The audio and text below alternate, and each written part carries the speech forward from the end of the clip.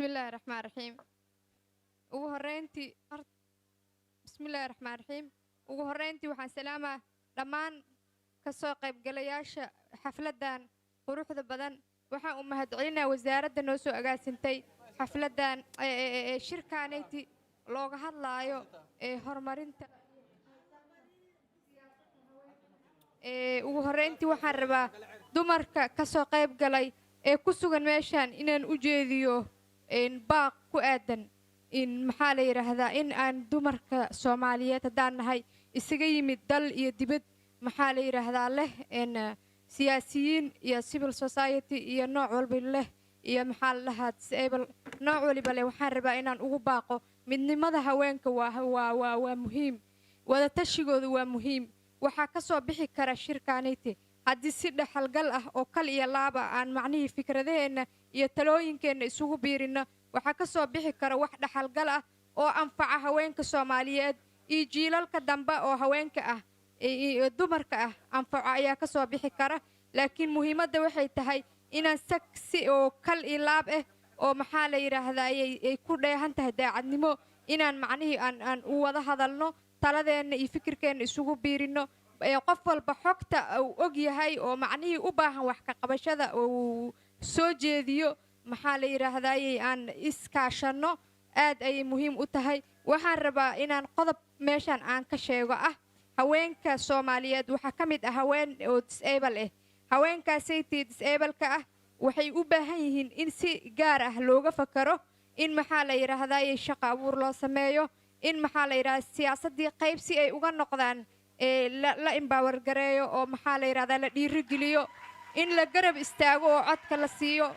guud ahaan haweenka waxa la rabaa inay iyaga istaageeraan inay iyaga wada tashadaan inay garab isu noqdaan gabadha Soomaaliyeed ee isu soo taagta inay ka qayb gasho siyaasadda ama wax ku ool ay la timaado rabto inteena kale waxa la rabaa intaysan ragga u hiilinin in anaga u hiilino aanan iskugu hiilinin qabiil laakiin waxa aan isugu hiilinayna inay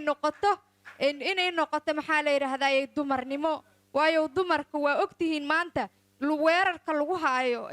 haday da'yar yihiin iyo haday weyn yihiinba waa loo soo dhigtay waa aragtiin waana maqashiin saas darteed marka waxa la rabaa inaan si kal iyo laab isu garab istaagno waxa la yiri maxaa la tii sameeleeya tu kala ku dara annaga hadaan dumar nahay in waxa la rabaa inaan annaga midoono inaan annaga maxaa la yiraahdaa iskaashano inaan cod isu noqono ta meesha ka maqan tan kale inay u taagnaataa la rabaa ma kala lihin qabiil waxaan nahay mid haweenka Soomaaliyeed waxa la rabaa inay kal iyo laab mid ku noqdaan oo qalbiga ka midoobaan oo wadajir ay u midoobaan waxaan ku faraxsanahay kulankan waxaan rajaynaynaa wax dhaxalgala oo wax ku ool ah oo laga sheekeeyo taariikhda gal inay ka soo baxaan waana u mahadcelinaynaa wasiiradeena qabatay wax ku oolka ah soo agaasintay shirkan in maxaa la yiraahdaa aan rajaynaynaa inuu ka soo bixi doonaan wax ku ool waa mahadsantihiin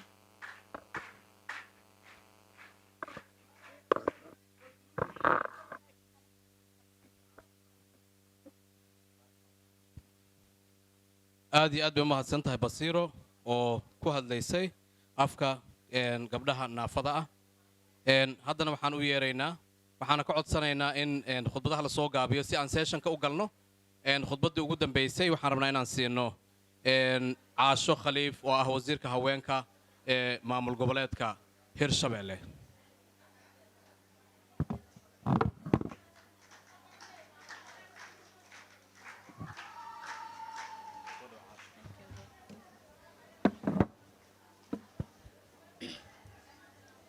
السلام عليكم ورحمة الله وبركاته مدن وزير كسو قيبقلياش حفلة دمان ururada bulshada waxaan ku salaamayaa salaanta islaamka assalaamu calaykum waraxmatullaahi wabarakaatu waan ku faraxsanahay runtii shir caynkan oo kala inaan ka soo qayb galno ka maamul ahaan anagoo ah maamulka Hirshabelle gaar ahaan wasaaradda haweenka iyo xuquuqda insaanka runtii markii la dhahayo haween waa magac weyn adduunkan wuxuu ku taagan yahay waa haween waxaan rajaynaynaa insha Allah taala inaan si unit ah u wada shaqeeno inaan si maxaa la dhahayo wax dhaxal galo inay shirkan ka soo baxaan waxaan rajaynaynaa insha Allah taala ma dulmiga aan anaga tabanayna inaan anaga xal ka gaarno oo aan helno qoondadeeni yani bulshadana aan ka dhex muuqano sidoo kaleeto waxaan rajaynaynaa inaan insha allah inaan bulshada soomaaliyeed u noqono role model wixii 90 ka dambeeyay dumarkeena way iska dulmanaayeen laakiin insha allah tacaala waxaan rajaynaynaa wixii hadda ka dambeeyo inaan u istaagno inaan helno wixii xaq aan u lahayn ee ku saabsanay xaq dawladeed ama xaq maamul insha allah sidoo kaleeto ma rabo khudbada inaan kusii dheeraado waxaan rabaa inaan soo koobo waxaan kusoo koobayaa haweenku waa gundhiga iyo gogoldhiga ummadda soomaaliyeed iyo qaran walbaba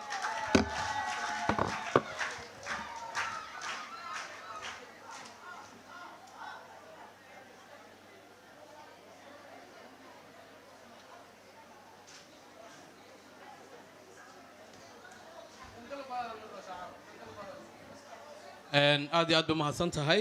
wasiiradda hirshabeelle ee hadashay waxaan haddana rabnaa inay in yaroo suugaan ah ama heesa ay noo qaaddo hodan oo iyaduna ka mida gabdhaha naafada ah balse ilaahay uu siiyey cod fiican iyo erayo aad u miisaan badan oo ay rabto inay la wadaagto bulshada ayna kaga hadlayso dhibaatooyinka haysta naafada gaar ahaana gabdhaha soo dhawow hodan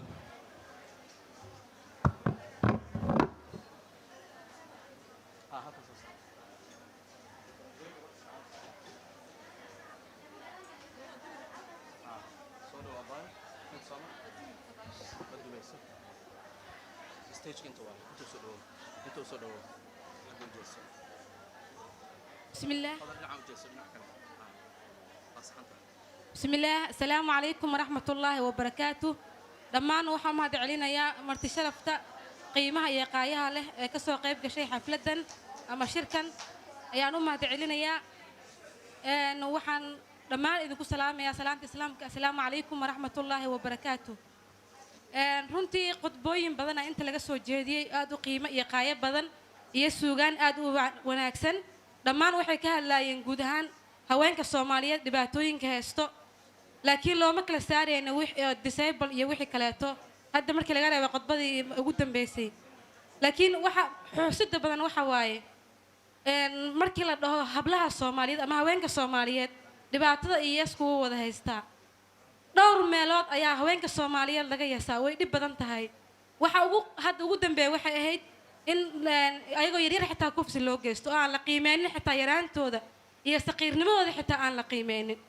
waxa kufsi loo geysto ayagoo uur leh kufsi loo geystay ayagoo duqooba kufsi loo geystay waxa sidoo kale lagu sameeyay ayagoo maama ah oo ninkooda raali u ah ayaa laga yaabaa inuu ninkeeda iska furo waxaan halka uga faa'iideysanayaa hadda mar inaan halka sii dheereeyo waxaan uga faa'iideysanayaa dastuurka laga hadlayo iyo shuruucda ka soo bixi doonta shirkan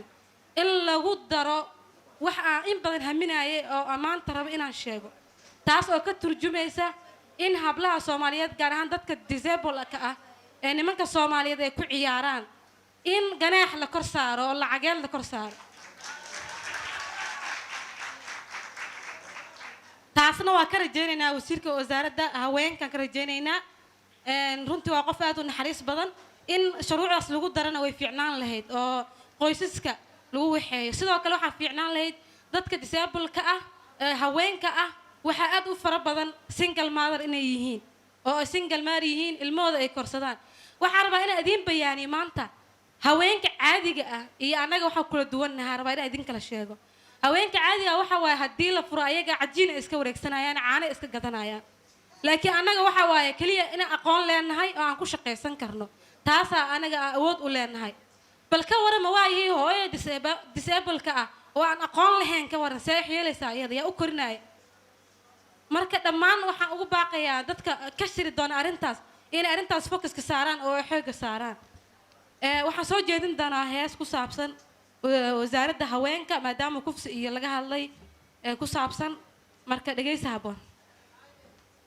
wasaaradda haweenke wasaaradda haweenkiyo wasaaradda haweenkiyo dhammaan howl wadeennada wixii loo igmaday iyo waajibkoodii gudatee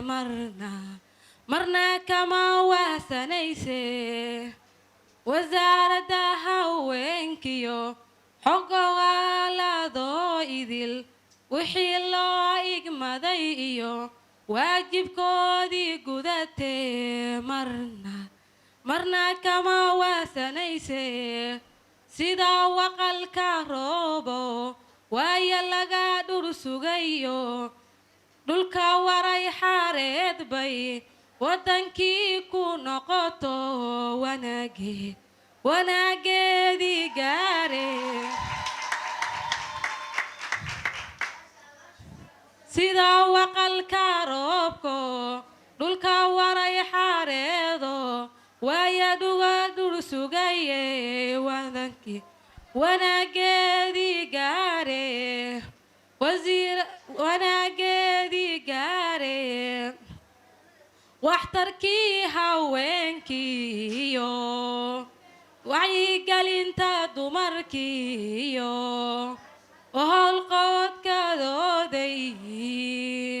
waqtigoodu huraysa wasaaradda haweenkuye wasaaradda haweenkuye waxtarkii haweenkiiyo wacyigelinta dumarkiiyo waxuu qabashadooday waqtigeedu huraysa wasaaradda haweenkuye wasaaradda haweenkuye wasiiradii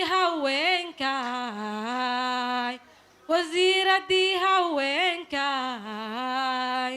dhibaatada nagaadhiyo tacadiyadan waaweyn wax ka qabashadooduba aday waajib kugu tee la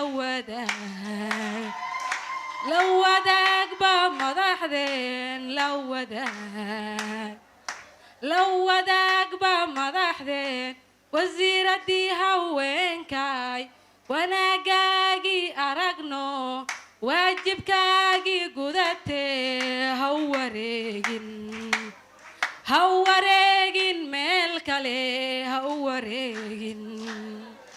ha wareegin meel kale wasiiradii haweenkaay wanaagaagii aragno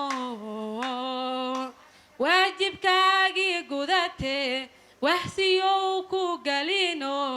wanaagan ha wareegin meel kale ha wareegin meel kale waxa nool haweenkaba kasakoow ilaahay waxa nool haweenkaba kasakoow ilaahay adigaa wakiilu ah oy kaa dhur sugayaan wasiiradda marwa qaali deeqaay wasiiradda marwa qaali deeqaay wasiiradda marwa qaali deeqa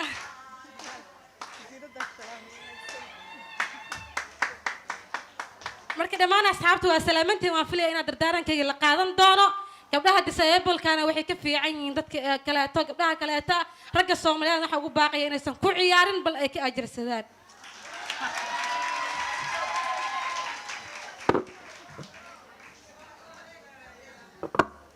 aad iyo aad bay u mahadsan tahay hodan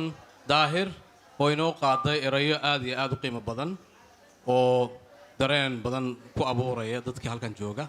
aad bay u mahadsan tahay hodan waxay ka mid tahay hodan gabdhaha disableka ah haddana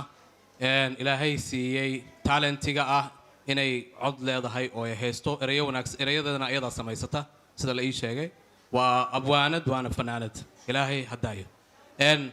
waxaan hadda gelaynaa waxaan rabnaa maamul goboleedyada qof iyo laba inaan ka siino si aan u gudagalno sessionkeenna waqti ma haysano sessionkii baan bilaabanaynaa laakiin sessionka intuusan noo bilaabanin waxaan rabaa inaan hal mar ku soo dhoweeyo Naciimo Catoosh oo ah wasiirka caafimaadka ee Galmudug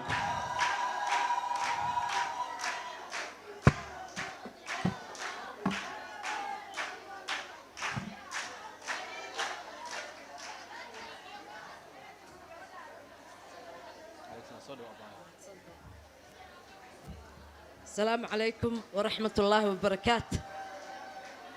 waxaan halkan ka salaamayaa wasiiraddeena deeqa federaalka wasiirka haweenka Soomaaliyeed waxaan kaloo salaamayaa Soomaali Maxamed oo dhan waxaan kaloo salaamayaa gaar ahaan maamul goboleedka Galmudug aadin salaame haweenka gaar ahaan haweenka maamul goboleedka Galmudug kulligood oo ku shaqeeya caqabada adag aad iyo aad baan u salaamayaa waxaan leeyahay waxaan idinku salaamayaa salaan qaali ah halkaana ka sii wada hawshiina waxaan rabaa hal wax inaan idiin sheego haddaan nahay hooyooyinka Soomaaliyeed inaan isu sheegno dhibaatadu waa badan tahay dawlad keliyana wax ma qaban karto in lala shaqeeyo dawladda qolooyinkan nabadiidka ahna annaga dhalnay oo aad soo saartaan dadka qarsanaya iyagana waa ilmaheeni waxa dhamaanaya annaga wada dhamaanayna in dawladda lala shaqeeyo marka ugu horeyso oo laga naxo ummadda Soomaaliyeed midda labaad oo raba inaan ka hadlo xagga reebka ah reebka hooyada Soomaaliyeed ilmaha ma aha inay iska koriso cunno la siiyo iskuul la geeyo hooyooyinka waxa laga rabaa inay wiilashooda wax baraan oo loo sheego dhibaatada reebku leeyahay gabdhaha ay la dhasheen gabar ay maskiin tahay aan la reeb gareen marka qaladka hooyooyinkana waxay ku leeyihiin si wiilasha loo koriyo taasina waa mid kale wiilasha Soomaaliyeed anoo ka codsanay wasiiradeena deeqo waxa la rabaa wacyigelin in loo sameeyo wiilasha dhalinyarada ah wasiirada Khadiija Maxamed Diiri waa baxday laakiin in iyadana aad gaarsiisid oo wasiirada isboortiga iyo dhalinyarada ah dhalinyarada iyaga u baahan in wax loo sheego oo dhibaatadan ay sameynayaan reebka laga wacyigeliyo tan ay markay dhalinyar yihiin in loo sheegaa la rabaa haween kaliya ma aha wacyigelinta hadda marka barnaamijyadii wacyigelinta wiilashana waa bilaabaynaa annagu haddaan nahay maamul goboleedka Galmudug waa ugu horeynaynaa biidnillaahi kariim waa mahadsantihiin waxaan kaloo rabaa inaan halkan ka sheego dhibaatooyinka hooyooyinka ku haysta maamul goboleedkeena iyagoo kala fog oo hooyadii dhibaato gees walba ay ka joogto wacyigelin aysan helin waxyaabo badan oo mashruucana aanay soo gaarin marka waxaa codsanayaa in wax badan laga soo gaaraysiiyo anoo matalayo wasiirka haweenka Galmudugna ahna caafimaadka aad iyo aad u mahadsantihiin waa idin salaamay assalaamu calaykum waraxmatullaahi wabarakaatu aad iyo aad u mahadsan tahay Naciima Catoosh wasiirka caafimaadka ee Galmudug dhammaan ka soo qaybgalayaasha aad iyo aad u mahadsan yihiin waxaan rabnaa khudbadaha inta dhiman berri baan ku dari doonaa qofkii raba inuu khudbad jeediyo laakiin hadda sessionkii waqtigii sessionka baa naga dhammaanaya marka waxaan ka codsanaynaa sessionka inuu noo bilowdo sessionku wuxuu ku saabsan yahay maanta dib u eegista dastuurka qabyo qoraalka gaar ahaana dhanka jinsiga waxaan ka codsanaynaa khubarada kulanka waxaan ka codsanaynaa wasiir ku-xigeenka dastuurka Xuseen Cabdi Cilmi inuu panelka noo soo fariisto waxaan kaloo ka codsanaynaa Hibo Yaasiin in iyadana panelka timaado panelka waxaa kaloo ku jirta Xalimo Jaamac waxaana daadihin doona Cabdisataar iyo Cabdisataar Maxamed Geelle iyo Maxamed Cilmi baa noqon doona facilitatorska qofka ugu horeeyo facilitate gareyn doonana wuxuu noqon doonaa Cabdisataar marka waxaan idinka filaynaa inaad soo kortaan panel discussionka inoo bilaabanaya kabacdina markii discussionkan uu dhammaado panel discussionku dhammaado laba group baa loo kala qaybin doonaa teamka groupna side eventiga waxaa hogaamin doona qolka kale side eventiga ka dhici doona Maxamed Cilmi groupkanna halkan bay joogin doonaan oo waxaa hogaamin doona facilitator u noqon doona Cabdisataar Maxamed Geelle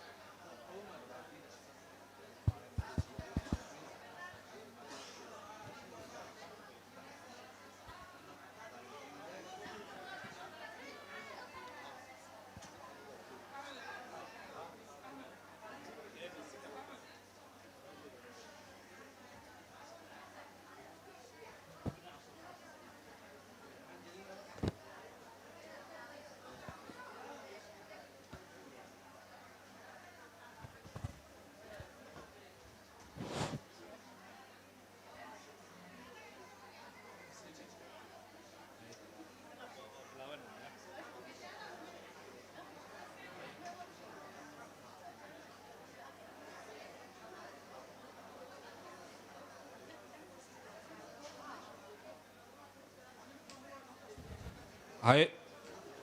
بسم الله dhammaan qaybgalayaasha ka soo qaybgala waa ay mahadsan yihiin session kan wuxuu noqon doonaa session aan uga martida halkan fadhisa aan ku weydiin doono su'aalo ku saabsan dib u eegista dastuurka iyo xuquuqda haweenka Soomaaliyeed sessionku wuxuu u dhici doonaa anigoo Cabsitaar Maxamed Geela ayaa xiriirin doona marka koowaad waxaan laba daqiiqo siin doonaa martida halkan fadhida si ay isku kiimbaraan cidda ay yihiin waxa ay qabtaan iyo shaqadooda waxay tahay kadibna anigoo waxaan weydiin doonaa su'aalo kadibna adinkaan siin doonaa panelka oo su'aalo weydiin doona waxaan ka bilaabayaa wasiir fadlan dadka isbar bismillaah magacayga waa Dr. Xuseen Cabdi Cilmi wasiir ku-xigeenka dastuurka ahna xildhibaan federaal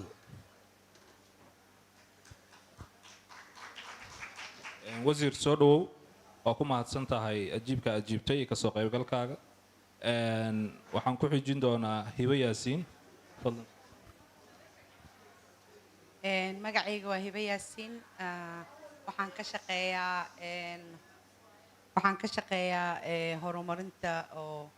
bulshada rayidka especially haweenka muddadii oo adiga dagaalkii burburkii iyo wixii ka dambeeyay waana ku faraxsanaa inaan joogo maanta meesha Hibo waa mahadsan tahay soo dhawow Xaliimo Jaamac magacayga waxaa la dhahaa Xaliimo Jaamac waxaan ahay qof civil society u dagaalanta arrimaha haweenka waxaan ahaa guddigii hore constitution ka soo shaqeeyay waa mahadsan yihiin dastuurku waa heshiis bulsho heshiiska bulsho waa heshiis bulshada Soomaaliyeed oo ay qoranayso oo ay doonayso inay isku xukunto muddo badan oo soo socota haweenka Soomaaliyeed waxay ku leeyihiin kaalinta ugu muhiimsan almost waa half kamid ah bulshada Soomaaliyeed doodan waxay ku saabsan tahay xaqa ay ku yeelan doonaan dastuurka sidee luqadaas dastuurka lagu qori doono xaqooda lagu qeexi doonaa maxay shuruuc u baahan yihiin oo ilaalisa xaaladahaas oo dhan ayaan gorfayn doonaa waxaan ku bilaabayaa iyadoo waqtigu kooban yahay wax badan dad badan madax badan halkan ka hadleen waqtiga aad noogu yar session baa noo xigi doona oo aan inay kala qaybin doono laba group oo lagu doonayo ra'yigiina ku saabsan arrinka hadda aan sheegnay inaad ku soo ururisaan si arrintaasi u noqoto wax wasaaraddu ay dhaxasho dawladdu ay dhex geyso luqad dastuurna loo bedelo wasiir Xuseen su'aasha koowaad adaan kugu bilaabayaa wasiir waxaa tahay wasiir ku-xigeenkii wasaaradda dastuurka runtii shakhsiyanna waa ku aqaanaa waa qaynuunyahan waa dictor ku takhasusay dastuurka iyo qaynuunka wasiir waxaa Soomaalidu ay aad ugu howlan tahay dawlad iyo shacab iyo dadba inay dhammaystiraan dastuurka qabyo qoraalka ah ee la qoray 2012 sidee baa isleedahay xuquuqda haweenka Soomaaliyeed waa lagu ilaalin karaa dastuurkaasna waa loogu dari karaa si guud mahadsan بسم الله الحمد لله والصلاة والسلام على رسول الله صلى الله عليه وسلم mahadsan tahay marka u horeyso waxaan salaamayaa wasiiradda haweenka saaxiibaday ila fadhiyo banalka Hiba iyo Xaliima iyo shirweynaha haweenka Soomaaliyeed oo ka soo qayb galay dal iyo dibad ka yimid dhammaantiin waa in salaamaya assalaamu calaykum waraxmatullaahi wabarakaatuh salaan kadib waxa halkaan u fadhino waa muhiimadii dalka oo ilaalin lahaa ka dowlad ahaan iyo ka xuquuq ahaan iyo mataqaanaa gaar ahaan bulshada Soomaaliyeed qaybtii ugu muhiimsanayd oo lafdhabarta u ahayd dumarka Soomaaliyeed oo aadka qaaliga u ahaa waana ka mahadcelinaynaa wasiiradda dadaalkan iyo hawshan ay soo gelisay si ay wax badan uga ogaadaan ay qaybna uga noqdaan geedi socodka dastuurka. intaas kadib dowladda Soomaaliya qaranjabkii nagu dhacay kadib dowlad inaan samaysano inaan dib u soo laabanaan aan bilownay. dastuur baa noo yaallo, dastuurkaas oo ku meel gaar ahaa oo lagu soo dhaqmay 2012 maraaxil uu soo maray, sheeko dheer inaan ka gala ma rabo, laakiin mabaadi dastuurka waa mabaadi'daasna waxaa aasaas u ah 3 shay ku soo aruuraa: xuquuq iyo waajibaad iyo maamul dowla ayuu u qaybsan yahay. marka qaybtan amaanta ka hadlayno dumarka Soomaaliyeed waxay ka mid yihiin bulshada, waana qaybtii ugu muhiimsanayd oo lafdhabarka u ahayd dastuurkanagana. cutubka 2 ayuu qeexayaa xuquuqda si guud. sidaad la socotiinna dastuurka waa mabaadi oo bulshada qayb kasto lagu qeexo. waxaad la socotiin dib u eegistii dastuurka ayaa socoto, sida ay dowrka haweenka Soomaaliyeed ay qayb ooga noqon lahaayeen geedi socodkaas, sidee sinaan iyo cadaalad u heli lahaayeen, say ugu darsan karaan maaragtay fikirkooda iyo ay mataqaanaa xuquuq ay ku leeyihiin gaar ahaan. intaasoon ku koobnaanin ayagee bulshada Soomaaliyeed oo dhan, maadaama u yihiin saldhiggii hooyo ay yihiin, say dowr ugu yeelan karaan. annaga ka wasaarad ahaan arrintaas arrin ballaaran ayaan ka galnay. tashi maalinkaa nimid ayaan la bilownay, ilaa hadda qayb ayay ka yihiin. waxaan rajaynaynaa in si wanaagsan mar kastoon la kulannana waxaan ka helnaa aragtiyo aad u qiimo badan, ayagoon ku koobaynin midda ayaga gaarka u ah oo ka dumar ahaan, laakiin middii qaranka, middii mataqaanaa ubadkoodii iyo jiritaankoodii ayay mar kasta soo bandhigaan. marka see loo ilaalin karaa su-aashii haddii oon si kooban aan u waxeeyo see xuquuqdooda u heli karaan? xuquuqda waa 2 xuquuq bulsho. xaq 2 u qaybsamaa: mid oo bulsho ahaan uu qofku uu leeyahay xaq nolol ay ka bilaabanaysaa caloosha hooyada qofka maalinkuu galo ilaa uu ka dhinto, oo bulsho ahaan, dhaqan ahaan, dhaqaale ahaan uu u leeyahay, oo ballaaran, oo shuruucda ay ka hadasho oo nidaamiso. qaybta 2 waa xuquuq siyaasadeed oo qofka siyaasadda xaq ku yeelan karo oo noqon karo, waxna dooran karo, lana dooran karo. dastuurka isagana wuu caddeeyey oo wuxuu u sameeyey uu ka bilaabanayso xuquuqdaasuu u sameeyey, laakiin kama bilaabato xuquuqda aasaasiga ah oo qofka muwaadinka uu leeyahay, kama bilaabata kama bilaabatee maalinkii uu ilaahay ahaysiiyo ayay ka bilaabataa. marka intaasoo dhan duu dastuurka ilaalinayaa. sida loo ilaalin karo waxaa waaye oo ay u heli karaan cadaalad, oo ay u heli karaan sinaan, xuquuqahaas kala duwan qayb ooga noqon karaan. waxaa leeyahay wakhtiga wuu kooban yahay, haddii laga hadla aad bay u ballaaran tahay. marka u horrayso bulsho nadiif ah oo dadkeeda aan kala takooraynin, dadkeeda aan kala saaraynin waa inayno. annaga dhib baan ugu dhacay, qof kasto awood yarba, dumarka keliya ma aha, dhibka wuu gaaray, dumarkana waa dadka ugu nugul. marka taa waxaa looga bixi karaa ay ku heli karaan maanta shaqadaa hayno. shaqada ugu ballaaran oo dalka ka socoto waxaa weeye waa dastuurkii oo la qabyo tiro, waa dastuurkii oo dib eegis lagu sameeyo, waa dastuurkii oo laga qaybgeliyo dumarka sidii ugu yeelan lahaayeen xuquuqdoodii aynu u cabiri lahaayeen. annaga ka wasaarad ahaan ma nihin dadka qoro dastuurka oo qoraal ka qoro, ka siyaasa ahaan iyo ka hagid ahaan ayaan u waxaysannahay. siduu cabdisataar hadalka ku bilaabay, dastuur waa heshiis bulsho. bulshadaas baan u bandhigaynaa, mabaadi'daas loo bandhigo iyo waxa loo bandhigo waxa ay soo celiyaan ayaa la nidaaminayaa kadibna dastuur iyo shuruuc noqonayo marka inaan helno xuquuqdaas kala duwan loo nidaamiyo isteedyadii ay maraysana hadda weli way socotaa wax ma dhammaanin waxaa looga baahan yahay dowrka dumarka inuu muuqdo oo ayaga horta marka hore u diyaargaroobaan ka dumar ahaan ay yidhaahdeen xaqannaga waxaa weeye sidaan iyo sidaan aan rabnaa aan u helno xuquuqdana siyaasideed xuquuqdii kale oo mataqaanaa kale oo kala duwaneydno inay saa u soo bandhigaan sidoo kale dowladda ayaa mas-uul ka ah bulshadoo dhan inay ayagana ilaaliso ayadana waa wax laga waxaysman bulshada qaybaheeda kala duwan oo nooc walba lah marka bulshada laga hadlahayo waxay u qaybsan tahay qaybay u qaybsan tahay oo dastuurkaba uu u kala qaybiyey caruur marka la yidhaahdo caruur xaq waxaa jiro shuruucda ilaalinaysa caruurta waa dowladdanada way ansixisay wuuna yaallaa xuquuq naafada ayaa jirto oo gabdhihii qiimaha badnaa halkan ka hadlahaya dadkii ka hadlahayey oo aadka ma aragtay kayrada noo geliyey ayaa ka mid ahaa xuquuqdeeda in la ilaaliyo oo la sharciyeeyo oo la nidaamiyo dowladda mas-uulka ah wayna la ansixiyey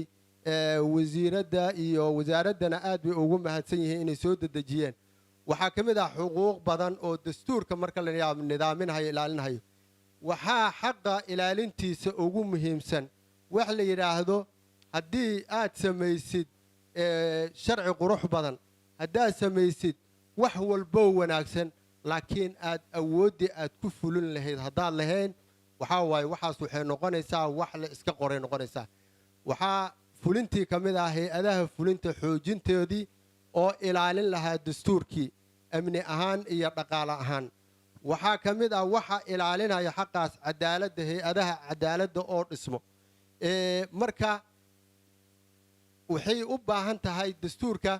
u dambayntii markii uu maro isteedyadaasoo dhan marka dambe cod buu gelayaa gruub gooni ah mase shakhsi gooni ah mase dowladda wax gooni i ugu tasarufi karaan ma aha waa xaq dhexda yaallo si guudna loo wada leeyahay dadkana meelo uu ka wada khusaynhayo marka sharci la samaynayo waxaa laga eegaa waxaan wax adiga inuu yahay looma sameeyo boqolaalka sano iyo kumanaanka sano ayaa loo samaynayaa marka waddo fiicanaan ku soconnaa dumarkii maanta ayagoo mataqaanaa qaybahooda kala duwan oo bulshadana ka mid ah haddana ka dumar ahaan dowrkoodii dowladdana way aqoonsatay wasaaraddaasaa loo sameeyo afar u shaqaynayso annagana wasaaraddii dastuurka qaybtoodii iyo dowrkoodii ayaan insha allahu mar kasta u taagannahay waxaana rajaynaynaa in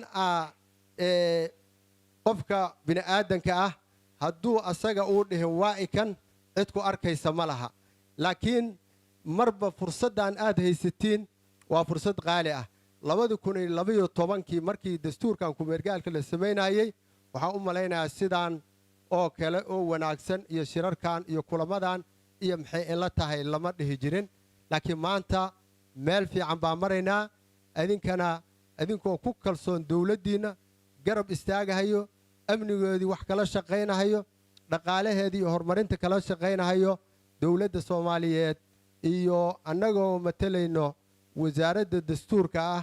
aqoonsanna bulshada soomaaliyeed qaybaha ugu muhiimsan dumarka inay yihiin in la isgarab istaago sidaasaana insha allahu aan leenahay wax badan ayaa ku qabsoomi karo aad iyo aad santiin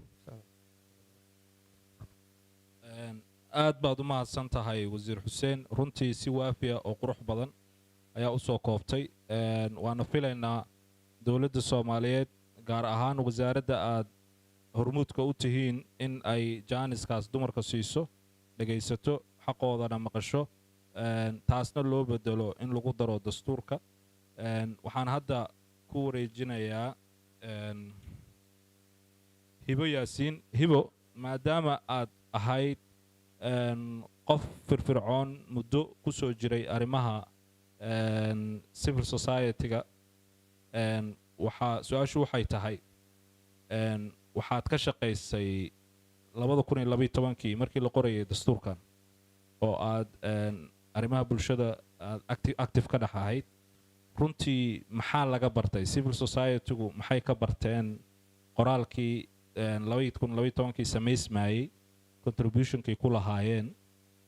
hadduna sidee bay uga qayb qaadan karaan maxaa isbedelay waqtiga iyo hadda fursad carqalad soo dhow waa mahadsan tahay aniga ma jecli inaan meelaha publica ka hadlo laakiin waa la igu qasbay tiimkii oo qabanqaabadan ku jiray marka waa iska ogolaaday dadka waxaan ahay gadaal ka shaqeeyo maamooyinka iyo dadka ila shaqeeyo gadaal ka wado qof walbaba shaquu lahay road mapki qaar waxay noogu jireen dastuurka horta waxay ahayd energy badanaan qabnay 2012 intaan la gaarin oo road mapka la dhisayay waa badnayn maanta wasiiradda waa ka hadashay waxaa ka hadashay marwada koowaad first lady-ga oo ay dhahaysay waxaa roon mar kasto dadkii naga horreeyay inaan ka hadalno annaga markaan soo galay shaqadan dada iga horreysay aan miraayad camal u fiirsanayay anigana hadda I hope dad inay miraayad camal ii fiirsanayaan marka maamooyin badanaa ku jiray arrinta waa wada garowe one markaan tegaynay 20%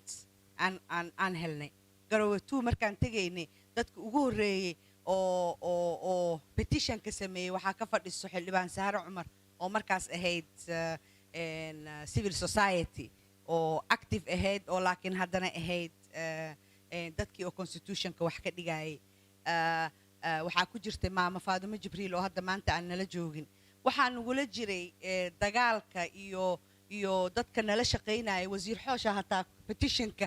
ku jiray waxaa nala saxiixay sagal gabar la dhahayo prime minister kala shaqaynaya dad badan oo ordayo meel kasto aan ahayn soddonaan keennay constitutionkii aan waxaan ku samaynay audit waxaan ka fiirinay dhinaca jinsiga waxaan ka fiirinay dhinaca religionka ilan religionkana waa u baahan tahay quraanka suurooyinka quraanka oo markaas annagana anfacayay laakiin waxaan haysanay 30% oo IFCC-ga xaliimaa ku jirtay xildhibaan bibi oo maanta aan nala jooginaa ku jirtay maama Sahar Cumar oo guddiga draftingka ahay on one side waxaan haysanay dad energy badan qabo iyo dad draftingkii ku dhex jiray iyo bulshada caalamka oo dadka qaarkood ay friends nala ahaayeen waxaan maanta haysanaa product aad u fiican oo ah constitutionka aan maanta haysano amazing waay maanta marka maxaan ka baranay su-aasha aad i weydiisay Cabdisataar waxaan ka baranay wax kasta oo juhdi loo soo galo waa la helaa horta waxa caqabad nagu ah dadkii oo draftingka ahay hal gabar leh ku jirto 3 guddi waaye wasiir haddaanan qaldanayn hal gabaraa ku jirto laakiin dhinaca kale saaxiibo badanaan dawladda ku haysanaa oo wasiirka hadda ka mid yahay marka haddaa dhinac ka helin dhinac kalaa helaysaa maxaa hadda seen u arkaa maanta waxa aan samayn karno wasiirka arrinuu ka dhawaajiyey oo aad u fiican wasiirka arrinuu uu ka dhawaajiyo aad muhiim u ah oo yiri constitutionka waa heshiis bulsho annaga muddadii 5 sano ugu dambeysay aniga iyo maama Xaliimo Jaamac iyo maamooyin kaloo badan oo jooga iyo gabdho iyo wiilal oo very active ah waxaan ka shaqaynaa arrin heshiis bulsho la yiraaho waxaan ku jirnaa waddan oo hadda soo kabsanayo haddii marka bulshadii ee ayagana dhinaca ka dagaalka aysan ka gelin ha ahaato constitution ha ahaato sharci dejin haddaa ahaato arrimihii servisyada ay dadku u baahnaayeen maalin kasta dawladda keligeed ma ordi karto haddii aan wixii ku heshiinin marka waxaan aniga iyo dad badan oo maanta inta aanan joogin oo qaarna joogaan aan ku wada heshiinay meel kasta oo wax ka geysan karno caawinaad inaan ka geysano hadda 5 cutub constitutionka revision lagu sameeyey bulshada rayidkaan isku keennay gobol kasto oo ay Soomaaliya ka joogaan inputaan ku darnay inputkina wasaaraddan u geynaynaa marka caqabadda imaan karta waxa waaye marka aan maantana wasiirka weydiisanayo waa ku faraxsanahay nala joogo in arrintii aan u geynay la fiiriyo oona lagu daro ilaan wax oo annagii hore noo sii wadaaya le aan ka wadnaa waxaa ku hartay dowladdaa waxay u baahnaan kartaa meelaha qaarkood iyo dadka qaarkood aysan u tegaynin iyo programyo qaarkood ay rabaan oo annaga aan markaas maaliyo u hayno diyaaraan u nahay inaan u samayno hal gobolaa la rabaa in wax laga sameeyo annaga waa samayn karnaa bulshadii ereygoodii aan keeni karnaa diyaaraan u nahay marka wixii aan ka barannay 2012 waxay ahayd in wixii soo socdo ka hortiis inaad isdiyaarisid waxaan isku diyaarinay annagoo gabdho badan ku darnay IFCC-dii maanta ma suurtoobin laakiin dowladdii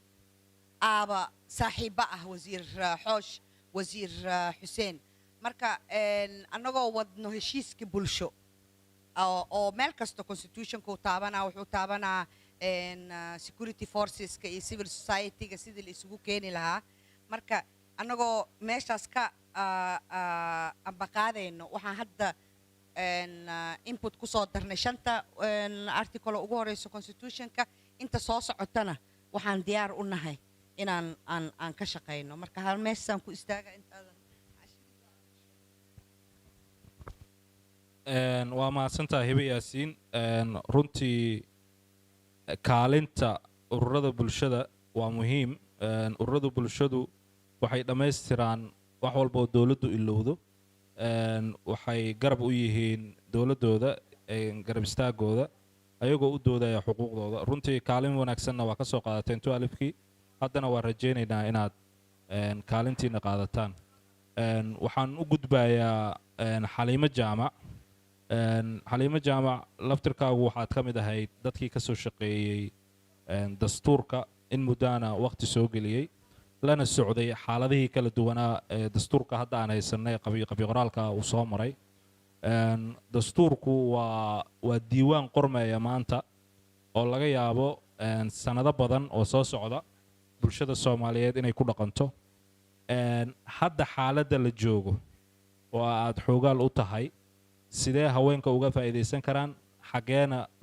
looga guuri karaa hiraalku waa xagee mahadsanid bismillahi raxmaan raxiim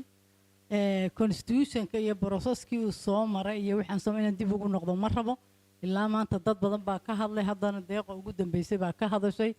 dad badan oo halkan jooga oo ka soo shaqeeya ama ururo haween ama civil society ama rag ha noqdo ama sharci yaqaana ha noqdaane baa jooga ogaa dhibaatooyinkii aan ka soo marnay aad iyo aad baa dadaal badan loogu sameeyey arrimaha haweenka inaan aad uga shaqeyno haddana mar walba meeshaan soo gaadhno wuxuun baa imaanaya ama siyaasadda isbedelaysay waa ku guulaysan weynaan kastoo dadaal badan la sameeyey meeshii aan rabnay waxaan leeyahay marka aan leenahay haweenka waa inay qayb fiican ka helaan wax qaybsiga waddanka dhinac kastaba ha noqotee macnaheedu maaha inaan haweenka waxu rabno macnaheedu waxa weeyaan horumarka dalkeennaa ku jira korista dhaqaalaheennaa ku jira ilmaheenna fiicnaanshahoodaa ku jira horumarkeennaa ku jira dowlad wanaaggaa ku jira macnaha horta aan ka wadno in saas loo fahmaan jeclaan lahayd markaan leenahay haweenka waxaa la siiyo arrinta constitutionka dib loo eegayo waa faa'iido aad u weyn arrin mar walba la helo ma aha marka maadaama haweenka cabasho badan iyo dhallinyarada iyo dadka laga tiro badanba ay ku jirtay waxaan leeyahay markaan jaanis baa ina hor yaalla aad iyo aadaan uga faa'iidaysano sida ugu fiican oon uga faa'iidaysan karnaana waxa weeye hadda constitutionkii weli wuu yaallaa lama ansixin inaan indhaha ku hayno oo aan ilaalino wixii jinsi ku saabsan oo dhan meeshay rabtaba ha ahaatee wixii nuugu jirana aan ku ilaalino inaan laga saarin ani waxaan goobjoogaa kuwa badan oo laga saaray kuwa kalena aan hadda gashanno oo aan samaysano makanism hab aan ku samayn karno arrintaas oo hadda aan u gashan karno haddii intaas la sameeyo waxaan u malaynayaa haweenkana waxaa la helayaa wax qaybsi fiican oo loo siman yahay waxaa la helayaa horumar waxaa la helayaa cadaalad waxaa la helayaa waddankeennoo hore umar waxaa la helayaa nabad xataa baan dhihi karaa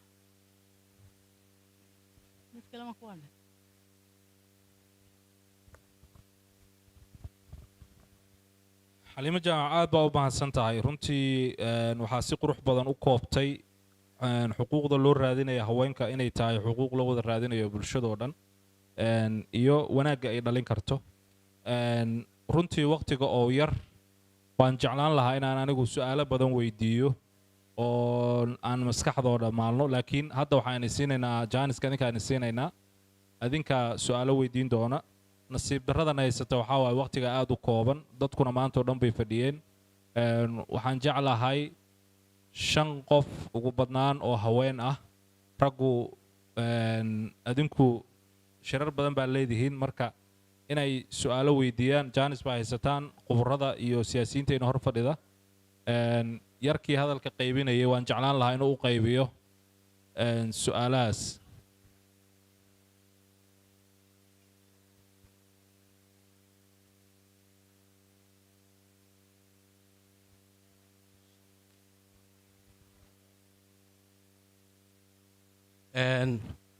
waxaan hadda noo bilaabanaya questionska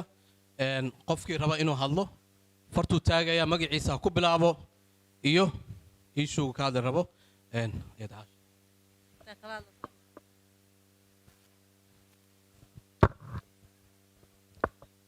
بسم الله الرحمن الرحيم أنا مقعي عاشق جلال لها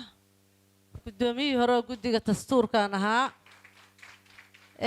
waxaan rabaa wasiirka inaan weydiiyo wasiir sanadkii la soo dhaafay ururo badan oo bulsho ayaa waxa ay tageen gobollada oo dhan Soomaaliya oo dhan waxay qabteen aqoon isweydaarsiyo badan oo ku saabsanaa maxay yihiin qodobada ugu muhiimsan oo haweenku u baahan yihiin inay dastuur ka mid noqdaan kuwaasoo ugu dambeyn loo baahan yahay gabdhaha siyaasiyiinta ah inay culays saaraan si dastuurka loogu daro marka qodobadaas la soo saaray oo ay soo wada aruuriyeen kulamadii kala duwanaa oo rag ku jiray dhalinyaro ku jiray odayaal ku jiray sidee baad is leedahay fursad waa u heli karaa waa mahadsanta su-aasha xigta xaggana fartaa laga taagay waa idin imaanayaa hal mar waxaan siinayaa maamasaar fartii taagtaa umanayna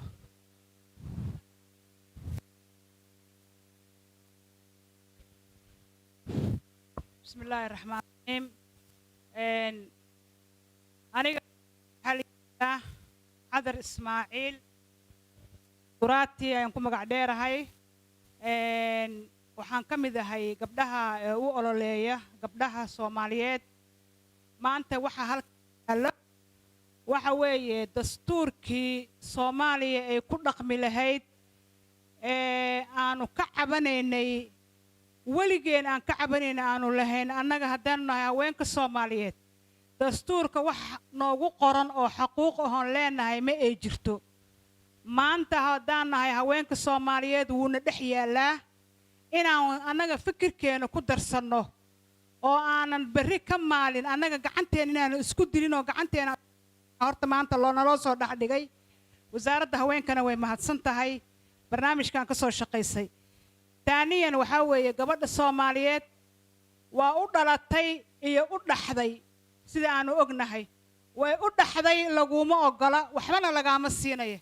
way u dhalatayna waa isla ognahay meesha ay taagan tahay waxaan soo jeedinayaa marka maadaama arrintaas ay noqoto in aan naloogu qoro dastuurka waxay hadda u baahan tahay in qodobka la adkeeyo loogu daro boqolkiiba 30 kuma qorna dastuurka waa marka koowaad waa in boqolka la yiri gabdhaha boqolkiiba 30 bay helayaan waa inuu horta ku yaalaayo qodob ka mid ah uu yahay marka koowaad waay oo ugu soo jeedinta ugu daran oo muhiimka ah taas waaye ka kale oo leenahay ha lagu darana gabadha markii ay soo weynaato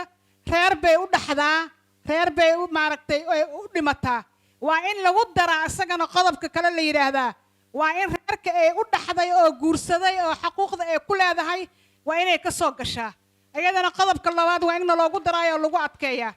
tan saddexaad waa in qonaa beel ka mid ah beelaha hadda jira inta laga gaarayo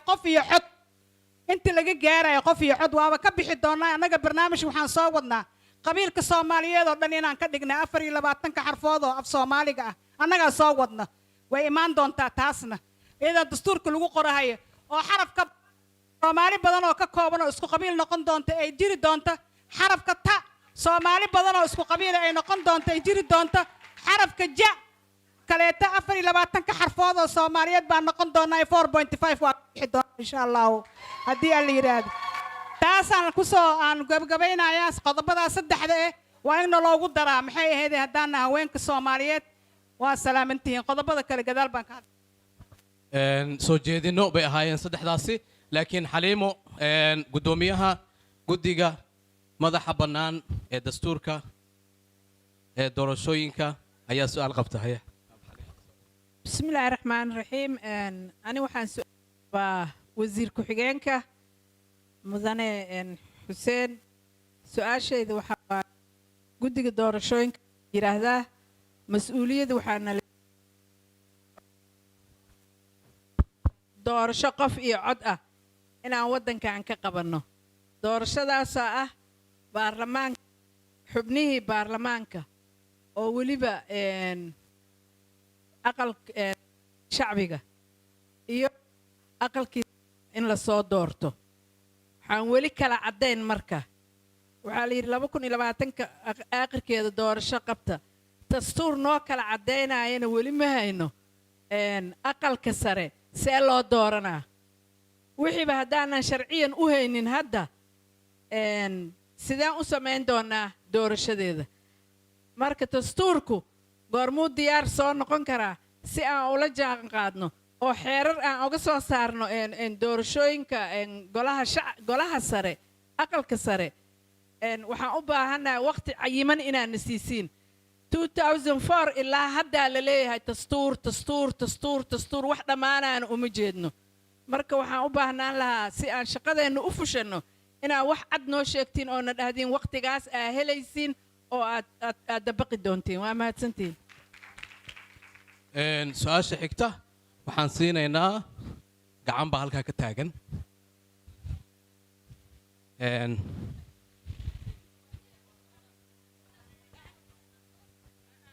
بسم الله الرحمن الرحيم magacayga waxaa la yiraahdaa Khadiija Ibrahim waxaan rabaa kaliya waxa aniga aad ii dhibtay gobolada la aadayo kursiga laga doonanayo dastuurka mana loogu dari karaa xaafadaha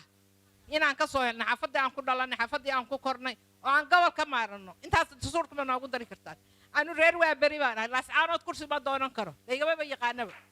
marka taas ha la iigu dadaalo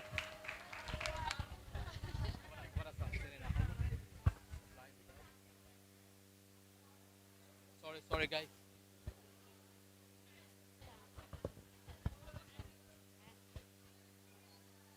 السلام عليكم ورحمة الله وبركاته دمان وحسلام يا مسؤولين تهل كان جوكتو تيتل والباقي كفريان إيو ولا لي قالي هاوين كصوماليات ميلول بيجو كفريان كرسي جودو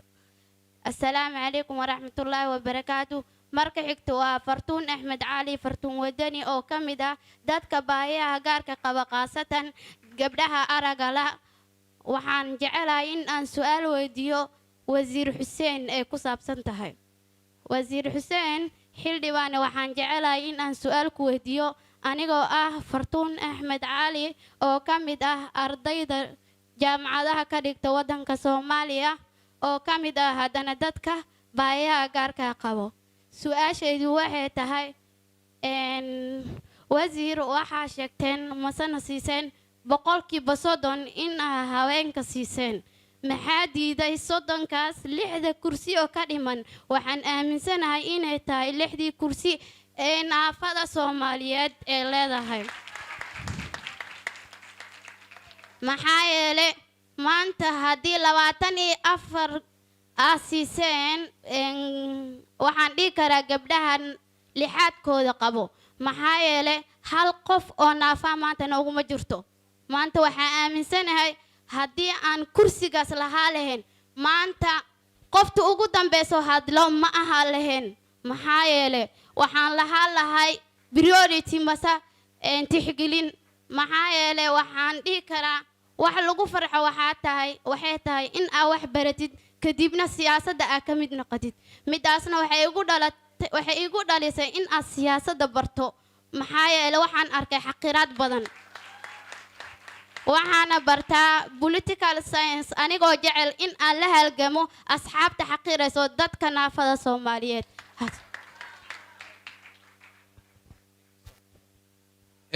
su'aalihii intaasaan kusoo gabagabaynaynaa haatanna waxaan ku celinaynaa panelka inay ka jawaabaan waqtigoo aad noogu yar awgiis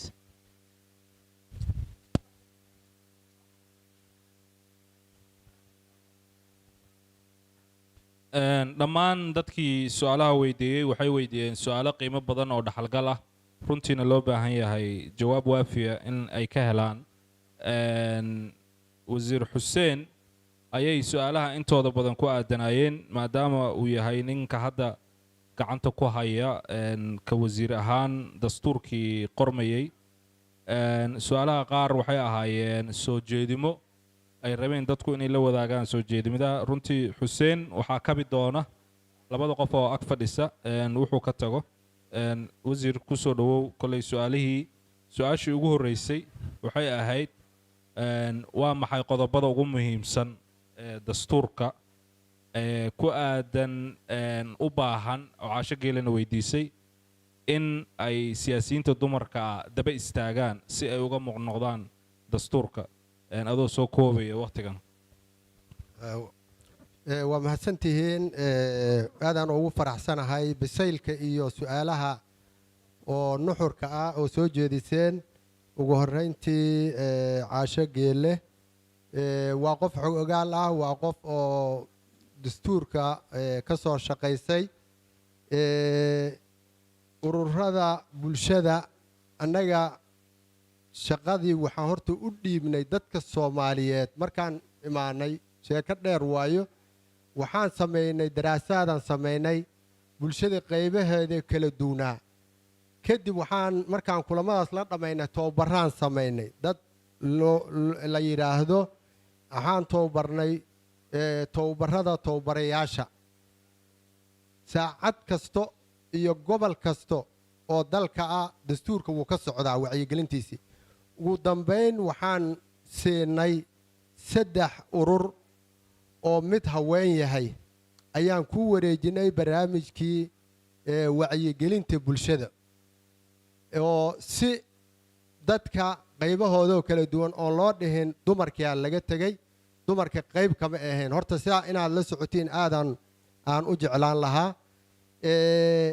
qodobada khuseeyo oo dumarka gaar ahaan su-aashaas weli waxaan filayaa waxaa socoto shaqadaa socoto dastuurka ma dhammaanin 15 cutub 10 cutubaa hadda dib u eegistiisii hordhac ahaan guddiyaashu u sameeyeen guddiyaal badan kala shaqeeyo laakiin talooyinkaas ay soo aruuriyaan dadweynaha annagana markaan la kulanna sidaan oo kale ayaa qodob loo kor istaagi doonaa 5 cutub oo ugu horreysay sidaad la socotiin garow waa la geeyey waxaa lagala soo tashaday bulshadii qaybaheeda kala duwaneed iyo xildhibaanadii iyo waa tashiyaa la soo geliyey laakiin weli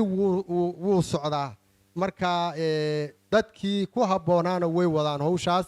insha allahu annagana waa kor joogtaynaynaa su-aasha labaad cadar waxay ahayd soo jeedinay ahayd waa arrin aad u wanaagsan laakiin soo jeedinteedaas dalka waxaan rabnaa in laga baxo 4.5 in loo gudbo nidaam oo dimuqraadi ah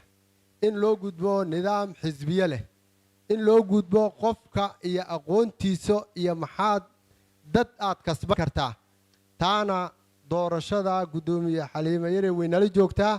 xisbiyadii sistemkoodii way ka soo shaqeeyeen doorashadii qaabkay u dhici lahayd iyo shaqo aad u ballaaranaa socoto marka sidaan ooga bixi lahayn ciqaabtan waa waxna looga wada baahan yahay waana muhiim su-aasha kale oo saddexaad guddoomiye xaliimo su-aashiina weydiisay ayadoo xog ogaal ah oo la socoto maalin kasta in miiska aan saarannaho nalala xisaabtamo oo guddiga aan iskula jirno inclusive politics mase siyaasada loo dhan yahay ay og tahay maalin kasta waxaa nalagu hayo xagga xukuumadda iyo prime ministerka iyo qorshaha noo degsan ayaa si ay dadku u fahmaan inaan u caddeeyo ayay macnaha su-aasheedii tahay aan qiyaasayaa ayada shaqadii waddo iyo shaqadanada way isku xiran yihiin haddii aan dastuurka dhammayn weyno waa run doorasho ma dhacayso dastuurkan annaga markaa nimid mabaadi'da ugu horreeyoon degsanna waxaa waaye horta waa inaan wakhti u samayno wakhtina waa samaynay 2019 Diseembar wuu noo qorshaysan yahay qorshaha saasuu noogu jiraa 10 cutub hadda si guud waa u soo dhammaatay laakiin waxaa jiro qodobo badan oo siyaasad in looga heshiiye ah oo wasaarado kale iyo hay-ado kale iyo meelo kale aan ka dhiraandhirinayno maamul goboleedyo iyo dabada la gelayso ay la gelayso mataqaanaa guddiyaal howl aad u ballaaran waaye marka taana way socotaa laakiin mabda'iyan xilligaasaa noo qorshaysan in la soo gebagabeeyo su-aasha afraad khadiijo waa meeshaan u soconna xaafadaha maa naloo celiyo waaba si fiican aad u sheegtay waa meesha loo socdo xaafadaha in la aado waayaba deegaan doorasho in la aado inaan la dhihin ree hebelaan ahay laakiin aan idhaahdo aniga waxaan ahay gobol hebel xaafad hebelaan doorashada ka galaa marka qorshahaasna qorshaha dastuurka u rahman iyo shuruucda kale oo xiriirka la leh waayo fartuun su-aashiina weydiisay waa su-aal xataa adinka insoo gashay oo dumarka 30% horta inaad adinka celisiin waay horta bal ku deeqa bal horta gabdhaha oo ma aragtay baahida gaar ka qabo 6 aan u wada raadino horta bal adinka naftirkiino wax bixiyo wixii kalena waa la sii dhammaystirayaa marka taa haddaan ka gudbo waxaa weeye su-aasheeda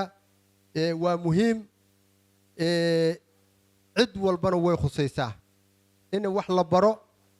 in la siiyo xuquuqda ay u baahan yihiin oo dhan waa dastuurkana wuu ku cad yahay sharcina waa laga soo saaray oo madaxweynaha wuu saxiixay 2 bilood 3 bilood ka hor waxay ma aqaana waa loo saxiixay fulintiisii waa inaan hirgelino marka aad u mahadsantiin wasiir xuseen waa mahadsan tahay si waafiya oo qurux badan ayaad u bayaamisay su-aalihii lagu weydiiyey waxaan siinayaa hibe yaasiin iyo xaliimo runtii inaad ku dartaan waxaa isleedihiin wasiir xuseen waa ka tegey gaar ahaan waxaa laga hadlay doorasho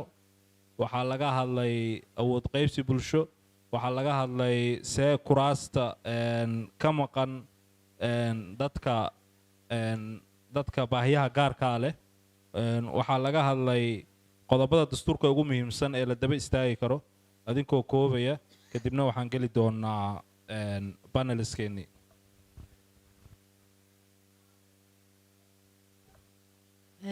arrinta oo ugu muhiimsan waxay ahayd arrintii oo ay xaliimana ka hadashay oo ku saabsanayd arrimaha doorashooyinka waxaan qabaa inay weli sharciyo badan xagga ay ku maqan yihiin dowladda oo laga sugayo xaliimana ay aad ugu baahan tahay sharciyadaas annaga haddaan haweenahayna sharciyadaas waxaan uga baahannahay in laga dhigo jinsi oo ay ka sii muuqdaan si aan beri doorashooyinka dhibaato kale uga dhicin hadda qabiilkii aan ka soo bixi kari weyne xisbiyadana inaanay saasoo kale nugu noqonin oo sharciyadaasi ay noqdaan kuwo haweenka waxooda qeexaya sharciga doorashooyinka sharciga xisbiyada kuwaasoo dhan oo aan dowladda ka sugayno xaliimana ay u baahan tahay waxa ay sugayso annaguna aan uga baahanay inaan aad intaan u ogaano arrimahaasaan ka shaqayno midi taasay ahayd tii kale waa uga jawaabaan u malaynaa wasiirku hibaad maya aniga wax koobanaan ku daraa soo wasiirka u sheegay anigana aan mar labaad ugu celiyey arrintan waa heshiis bulsho waa ummaddii iyo xukuumaddeedii iyo dowladdeedii hadday ahaato baarlamaan iyo xukuumad inay ka wada heshiiyaan waxaan aaminsanahay opportunity weyn aan haysanaa markaan gurubyada gelayno arrimaha aan ka dhawaajinay ha ahaato inaan si fiican u qeexno ilaan waa heshiis bulsho wixii laba gurubaa jiraayo gurub oo sida arrinta loo mainstream garayn karo iyo midka bill of rights marka waxaan aaminsanahay gurubyada markaan galnay inaan si fiican u qeexno oo aan markaas ilaan saddexdan beri opportunity waxayna siinaysaa xukuumadda oo prime ministerka oo u yahay xasan kheyre in maalinta saddexaad aan waxaasoo dhan charterka gelinno si aan u weydiinno soo maaha marka anna waxaan aaminsanahay markaan ka hadlayna arrinta jinsiyadda haween keliya inaysan ahayn waa haweenta meel kastaa taabato qof maamo ah maanta waxay dhehaysa geedkii waaye hooyada markaan dhehayno jinsiga ma aha gabadha keliya inaan xuquuqdeeda u doodayno waxaan xuquuqda u doodaynaa haweenka waxaan u doonaynaa wiilashoodii oo wax ka maqan tahay ilaan situationkan kuma jiri lahayn haddii oo dhibaato jiri lahayn waxaan u ordaynaa maxaa la dhahaa dadka oo laga tirada badan yahay waxaan u ordaynaa dadka disabilityga haysto marka fartuun arrinteedana aaday ii taabatay thank you waa mahadsan yihiin wasiir xuseen hibe yaasiin iyo xaliimo jaamac runtii warbixin waafi ah oo qoto dheer oo ku saabsan dastuurka iyo haweenka iyo xuquuqdooda ayaan halkan ku kala qaadanay dadkiina su-aalaha weydiiye waa mahadsan yihiin hal mar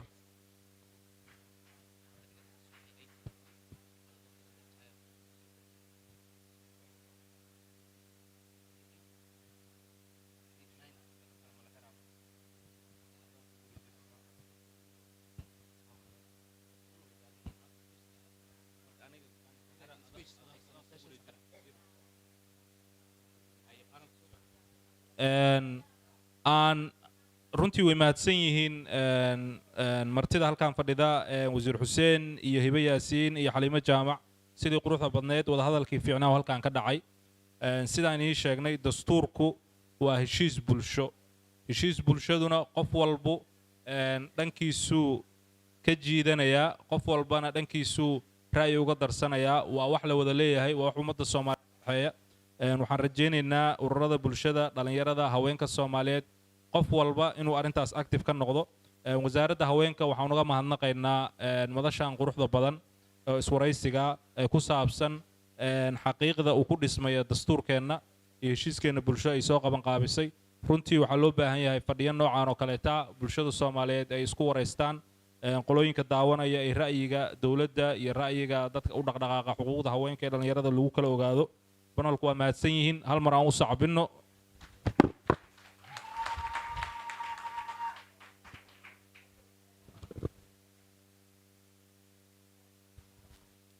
waan u mahad celinaynaa dadka panelka ku jiray ee khubarada ahaa wasiir ku-xigeenka dastuurka xuseen cabdi cilmi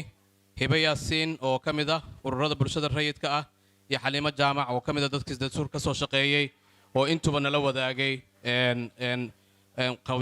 khabiirnimadooda iyo waxyaabo badan oo ku saabsan dastuurka iyo sida wax looga bedeli karo waa dhammaantiin waa daalantihiin maanta maalin dheer bay ahayd oo taariikhi ah oo khudbado badan la jeediyey group sessionskii waxaan isku afgarannay